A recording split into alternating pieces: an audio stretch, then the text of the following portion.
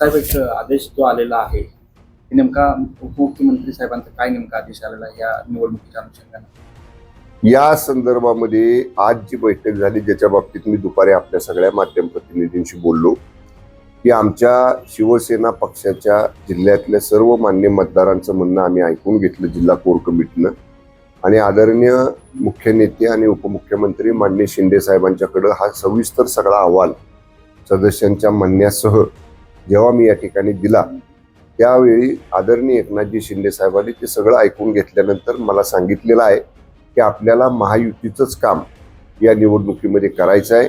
17च्या 17 उमेदवार जे 6 बिनविरोध निवडून आलेले सोडून जे 11 उमेदवार आहेत महाराष्ट्रामध्ये ते सर्वच्या सर्व महायुती धर्म म्हणून आपल्याला निवडून आणायचे आहेत. त्यामुळं शिवसेनेचा आदेश आहे, मुख्य नेत्यांचा आदेश आहे की आपण सगळ्यांनी या निवडणुकीमध्ये महायुती म्हणून जी जागा सातारा सांगलीची भारतीय जनता पक्षाला सुटलेली आहे भारतीय जनता पक्षाच्या उमेदवाराला निवडून आणायची सगळ्या ताकदीनं तुम्ही प्रयत्न करायचा आहे. एकही मत आपलं इकडं तिकडं जाता उपयोगाचं नाही याची सुद्धा दक्षता जिल्ह्याचा पालकमंत्री म्हणून तुम्ही घ्या आणि सर्व सदस्यांना या पक्षाच्या आदेशाप्रमाणे मतदान करण्याचे आदेश मी स्वतः पक्षाचा मुख्य नेता म्हणून दिलेले आहेत असं सांगण्याचे आदेश माननीय उपमुख्यमंत्री एकनाथजी शिंदे साहेबांनी मला दिलेले आहेत. सदस्यांची नाराजी तुम्ही ऐकून घेतली होती.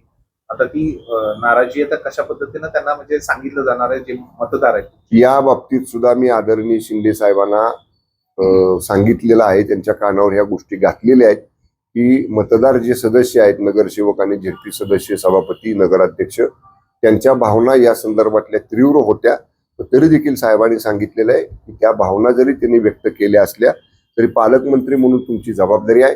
तुम्ही सगळ्यांच्या शंका निरसन करा आणि समजा काही गैरसमज असतील तर या मतदानानंतर निवडणुकीनंतर एकत्र बसून ते सोडवता येतील.